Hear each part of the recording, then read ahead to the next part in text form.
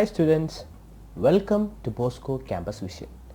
I am Clinton Clement, Assistant Professor, Department of Commerce, Don Bosco College, Kottayam. In this lecture, we will be discussing about the different approaches to marketing.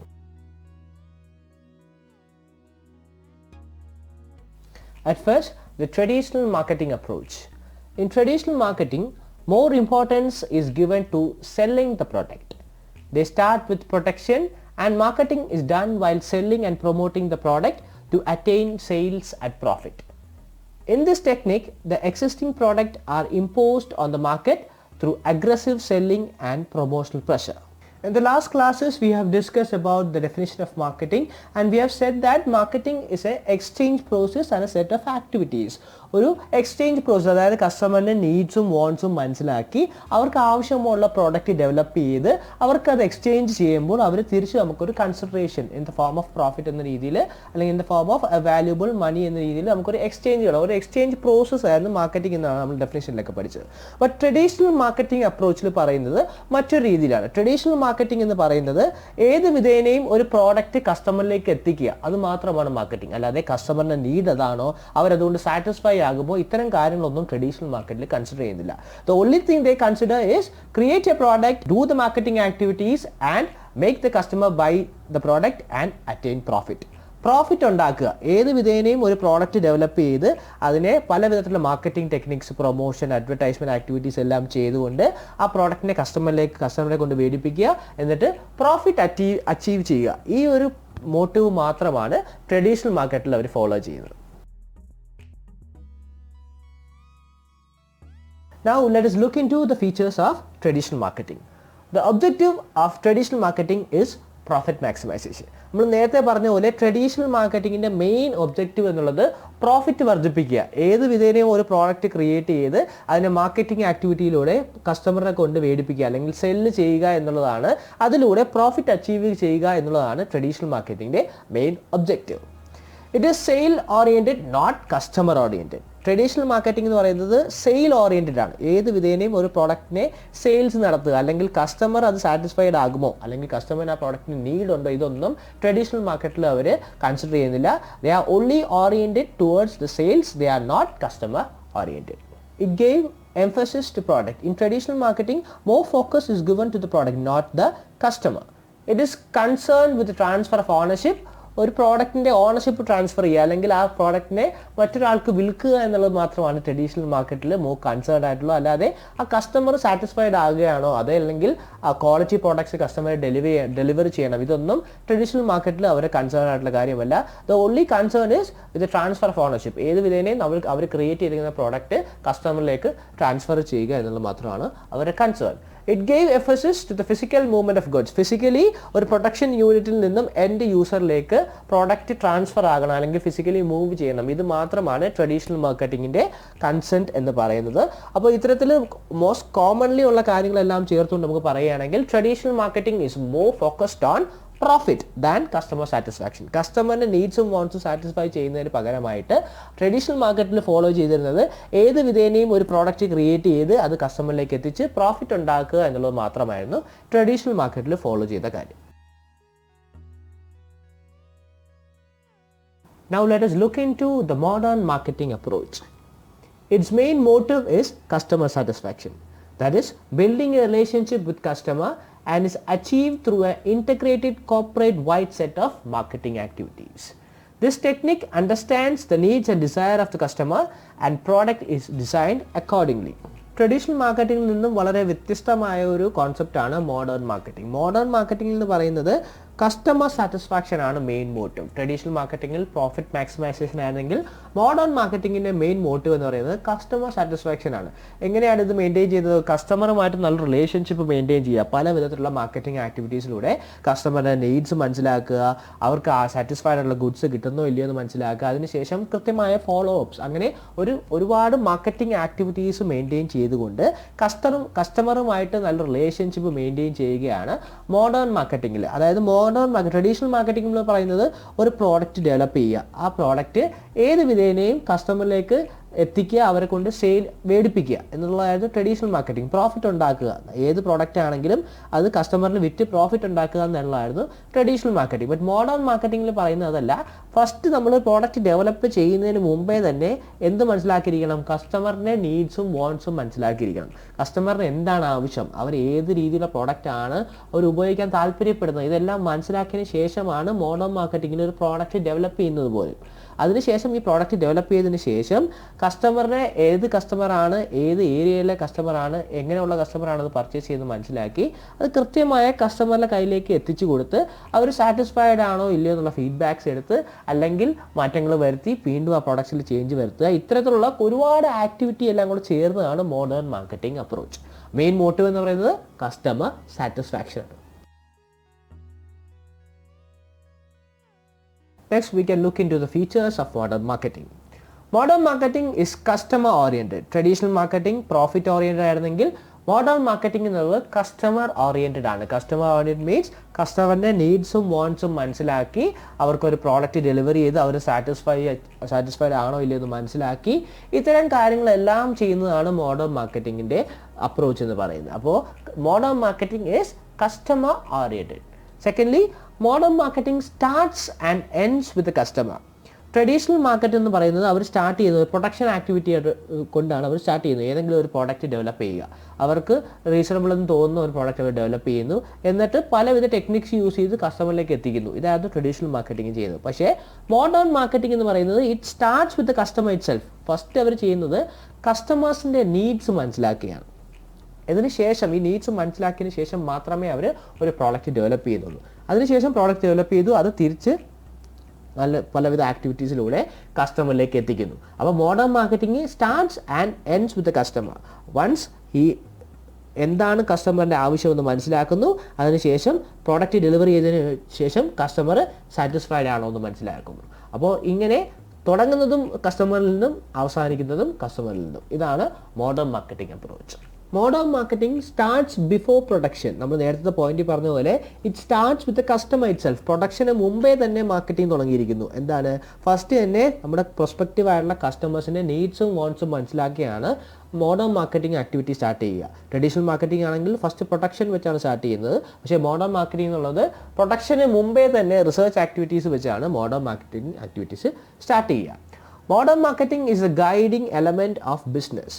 കൃത്യമായിട്ടുള്ള ബിസിനസ്സിൻ്റെ guiding element ആണ്. ഏത് രീതിയിൽ business ചെയ്യണമെന്ന് മനസ്സിലാക്കുന്നത് മാർക്കറ്റിങ്ങിന് ഹെൽപ്പോടുകൂടിയാണ്. കാരണം marketing first start ചെയ്യുന്നത് കസ്റ്റമറിൻ്റെ നീഡ്സും വാണ്ട്സും മനസ്സിലാക്കുകയാണ്. അപ്പോൾ നമുക്ക് കൃത്യമായിട്ട് മനസ്സിലാവും ഏത് പ്രോഡക്റ്റ് ഡെവലപ്പ് ചെയ്താൽ നമ്മുടെ ബിസിനസ് മുമ്പോട്ട് കൊണ്ടുപോകാൻ പറ്റും. അപ്പോൾ മോഡേൺ മാർക്കറ്റിംഗ് എന്ന് പറയുന്നത് ബിസിനസ്സിൻ്റെ തന്നെ ഒരു ഗൈഡിങ് എലമെൻ്റ് ആണ്.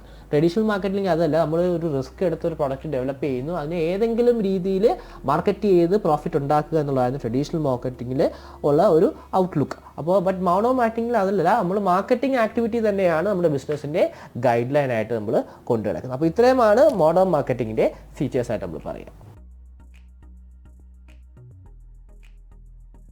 Next, we are going to learn the different objectives of marketing. At first, to satisfy the customer, the marketing manager must scientifically study the different demands of customer before offering them any goods or services. Selling the goods or services is not that important as the satisfaction of the customer's need. First basic objective of marketing എന്ന് പറയുന്നത് customer satisfaction ആണ്. നമ്മൾ modern marketing അപ്രോച്ചിൽ പറഞ്ഞ പോലെ first basic approach അല്ലെങ്കിൽ first basic objective എന്ന് പറയുന്നത് കസ്റ്റമറിനെ satisfy ചെയ്യുക എന്നുള്ളത് തന്നെയാണ്. ഒരു മാനേജർ ഫസ്റ്റ് ചെയ്യേണ്ട കാര്യം സയൻറ്റിഫിക്കലി സ്റ്റഡി ചെയ്യണം. കസ്റ്റമറിന് എന്താണ് വേണ്ടത്? ഒരു പ്രോഡക്റ്റ് പ്രൊഡ്യൂസ് അല്ലെങ്കിൽ ഒരു ഗുഡ്സോ സർവീസോ പ്രൊഡ്യൂസ് ചെയ്യുന്നതിന് മുമ്പ് തന്നെ ഒരു മാർക്കറ്റിംഗ് മാനേജർ കൃത്യമായിട്ട് സ്റ്റഡി ചെയ്തിരിക്കണം. എന്തൊക്കെയാണ് കസ്റ്റമർ, നമ്മുടെ പ്രൊസ്പെക്റ്റീവ് കസ്റ്റമറിൻ്റെ നീഡ്സ് ഡിമാൻഡ്സ് എന്തൊക്കെയാണെന്ന് കൃത്യമായിട്ട് മനസ്സിലാക്കിയിരിക്കണം. ഒരു പ്രോഡക്റ്റ് സെല്ല് ചെയ്യുക അല്ലെങ്കിൽ പ്രൊഡ്യൂസ് ചെയ്യുക എന്നുള്ളതിനെക്കാട്ടിലും ഇമ്പോർട്ടൻ്റ് ആയിട്ടുള്ള കാര്യമാണ് കസ്റ്റമർ സാറ്റിസ്ഫൈഡ് ആകുക എന്നുള്ളത്. ഇതാണ് first basic objective of marketing. The second objective of marketing is to increase profits for the growth of the business. The marketing department is the only department which generates revenue for the business.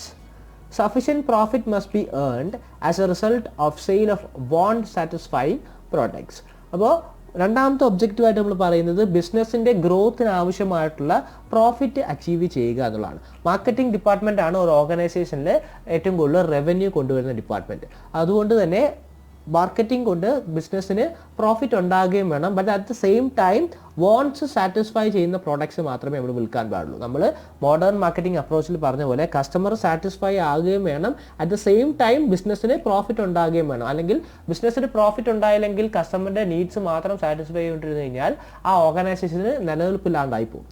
അപ്പോൾ ബിസിനസ്സിന് customer satisfied ആകുകയും വേണം, ബിസിനസ്സിന് profit achieve ചെയ്യുകയും വേണം. അത്തരത്തിൽ വേണം നമ്മൾ മാർക്കറ്റിംഗ് ആക്ടിവിറ്റീസ് എല്ലാം പ്ലാൻ ചെയ്യാനായിട്ട്. അപ്പോൾ നമ്മളൊരു മാർക്കറ്റിംഗ് മാനേജർ റിസർച്ച് നടത്തുമ്പോൾ ഡിമാൻഡ്സ് എന്താണെന്ന് മനസ്സിലാക്കുക, ആ ഡിമാൻഡിൽ നിന്ന് നമുക്ക് എങ്ങനെ പ്രോഫിറ്റ് അച്ചീവ് ചെയ്യാൻ പറ്റുമെന്ന് മനസ്സിലാക്കുക. അപ്പോൾ സെക്കൻഡ് ഒബ്ജക്റ്റീവായിട്ട് നമ്മൾ പറയുന്നത് ബിസിനസ്സിൻ്റെ ഗ്രോത്തിന് ആവശ്യമായിട്ടുള്ള പ്രോഫിറ്റ് ഇൻക്രീസ് ചെയ്യുക എന്നുള്ളതാണ്.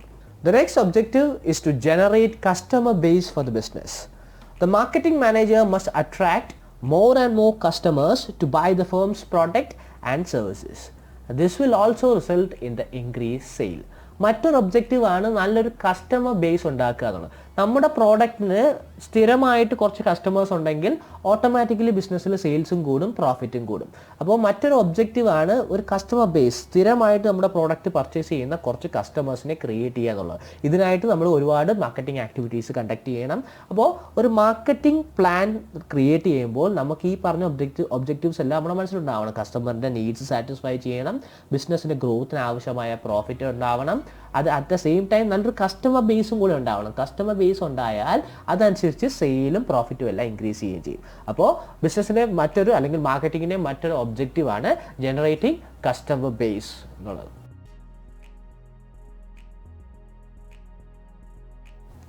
Another objective of marketing is to determine marketing mix that will satisfy the needs of the customer. Product pricing, promotion and physical distribution should be so planned as to meet the requirements of the different kinds of customers. About marketing mix, the 4 P's of marketing: product, pricing, promotion and place or physical distribution. ഇതിൻ്റെ കൃത്യമായിട്ടൊരു mix ഉണ്ടായാൽ മാത്രമേ കൃത്യമായിട്ട് നമുക്ക് കസ്റ്റമറിൻ്റെ needs satisfy ചെയ്യാനും ബിസിനസ്സിന് profit achieve ചെയ്യാനും ഒരു കസ്റ്റമർ ബേസ് എല്ലാം ക്രിയേറ്റ് ചെയ്യാനും പറ്റുള്ളൂ. അപ്പോൾ മറ്റൊരു ഇമ്പോർട്ടൻ്റ് ആയിട്ടുള്ള ഒബ്ജക്റ്റീവാണ് മാർക്കറ്റിംഗ് മിക്സ്. കറക്റ്റ് ആയിട്ടുള്ള മാർക്കറ്റിംഗ് മിക്സ് ഉണ്ടാക്കുക. ഒരു correct product, correct pricing, correct promotion activity, correct പ്ലേസിൽ അല്ലെങ്കിൽ കറക്റ്റായിട്ട് ഫിസിക്കലി അത് ഡിസ്ട്രിബ്യൂട്ട് ചെയ്യണം. ഇതെല്ലാം കാര്യങ്ങളും കറക്റ്റായിട്ട് ചെയ്താൽ മാത്രമേ, അല്ലെങ്കിൽ ഇതിൻ്റെ എല്ലാം കൂടെ ഒരു പ്രോപ്പർ മിക്സ് ഉണ്ടായാൽ മാത്രമേ നമ്മുടെ ഒബ്ജക്റ്റീവ്സും കറക്റ്റായിട്ട് സാറ്റിസ്ഫൈ ചെയ്യാൻ പറ്റുള്ളൂ, ബിസിനസ്സിന് കസ്റ്റമറിനെ സാറ്റിസ്ഫൈ ചെയ്യാൻ പറ്റുള്ളൂ, ബിസിനസ്സിന് പ്രോഫിറ്റ് ഉണ്ടാകുകയുള്ളൂ, നല്ലൊരു കസ്റ്റമർ ബേസും ഉണ്ടാകുകയുള്ളൂ. To increase the quality of life of people, marketing management attempts to increase the quality of life of the people by providing them better products at reasonable prices. It facilitates production and distribution of a wide variety of goods and services for use by the customer. അപ്പോൾ മറ്റൊരു objective ആണ് കസ്റ്റമേഴ്സിന് അല്ലെങ്കിൽ പീപ്പിളിൻ്റെ quality of life increase ചെയ്യുക എന്നുള്ളത്. ഏത് വിധേനയാണ് quality of life increase ചെയ്യാൻ പറ്റുക?